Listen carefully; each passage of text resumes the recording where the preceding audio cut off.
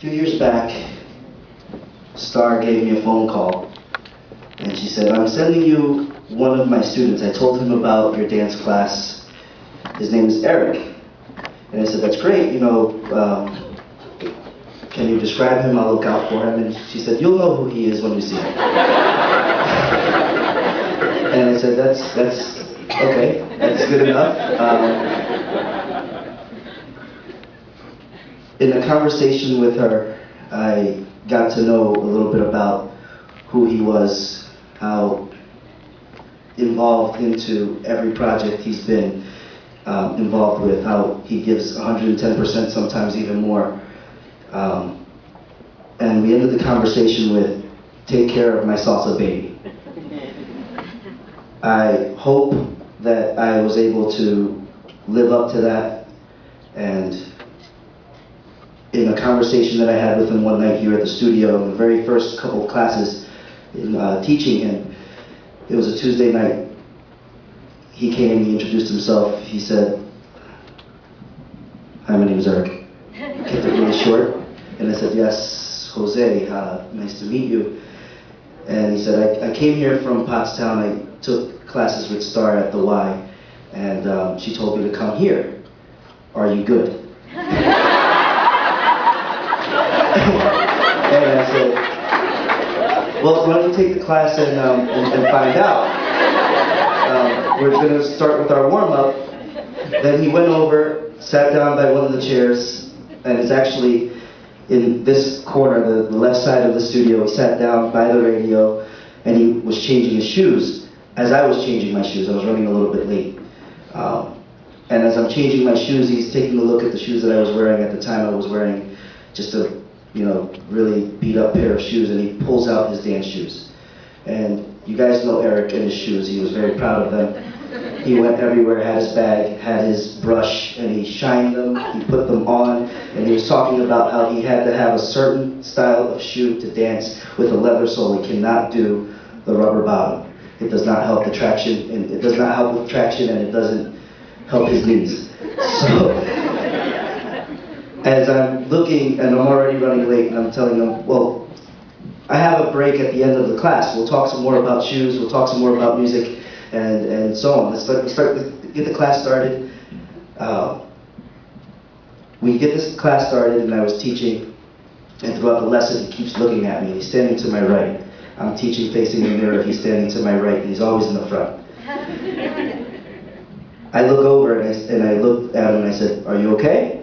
He goes, no, what are you doing with this crossbody lead? You're doing something with your left hand before the inside turn, and I'm not understanding what it is that you're doing. And I explained to him that I take the left hand on the crossbody lead and on the inside turn, and I bring it down on the 5 and then up on the 6 to lead the turn. Then he goes, why don't I just put it up there and wait? I said, you can do that. You can do whatever you feel as long as it's okay with you. Anyway, that was my first interaction with Eric.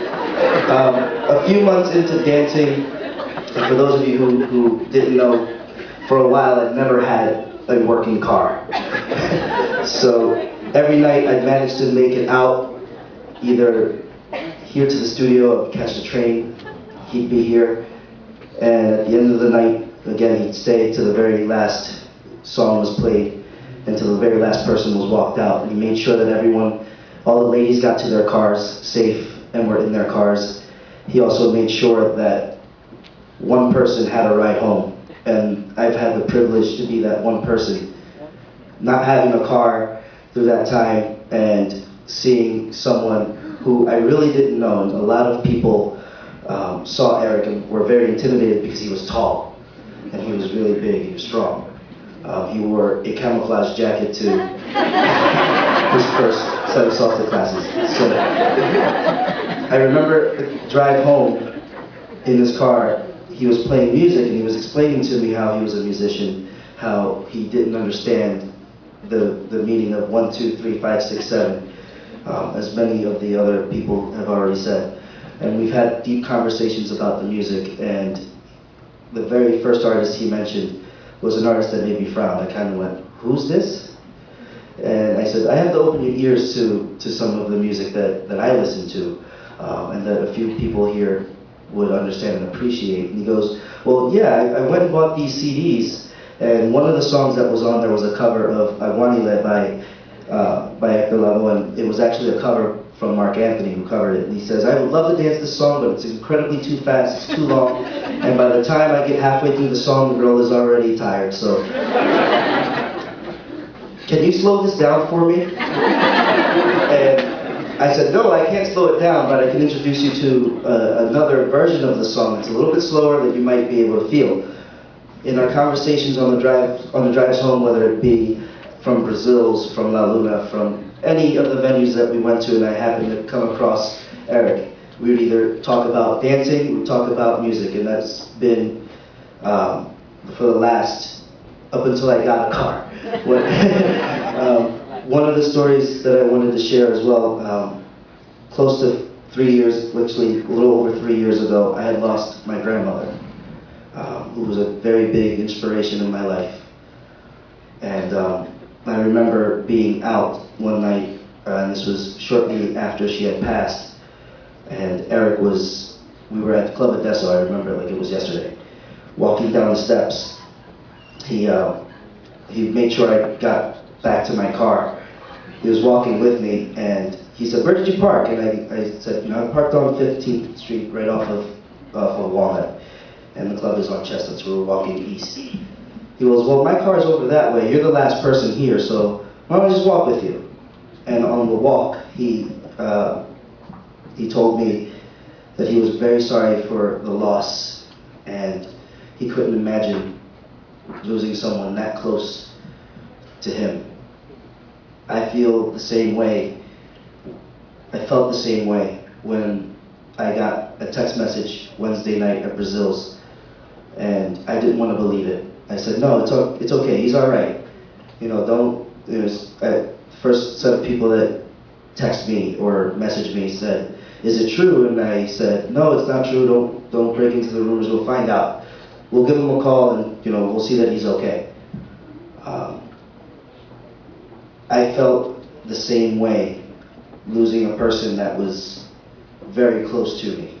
Eric was not just my student, he was a really good friend. And the lesson that I learned from him was that when I'm out, now that I have a car, if anyone needs a ride home, I would take that person home. I would help them get to their house. Because I know how it feels to walk home from Brazil's a good 2.5 miles or from wherever I'm walking and knowing that it's not fun. So to Eric's parents, we all thank you for sharing Eric with us, and we all feel this loss, and it's going to continue to hurt, because we're going to be so used to watching him dance or take a picture of you and then come up to you and say, is this all right? At Blur the other night, he came up to me and I was standing on the right side. Another DJ and peer of mine was standing on the left, and the last picture we took together was Raj and I standing and Eric behind our backs putting up bunny ears. And I remember seeing this picture and not reacting to it at the time. I looked at it and I said, oh, he got us. He photobombed us. Countless times we have photobombed Eric's pictures. And he would just take the picture, he'll show you, and then take another one. Or he'll stop, put his camera down, look at you, and walk away, and he'd take the picture that he wanted. So, in getting off the mic, I would like to say, let's keep dancing the way he wanted us to. Let's keep asking the girl to dance. And I'm going to quote Mike Halpern, who taught the Eric tonight. Let's escort her out to the dance floor, lead her throughout the entire song. At the end of the song, say thank you for the dance, walk her back to a chair, and give her a piece of chocolate. Thank you.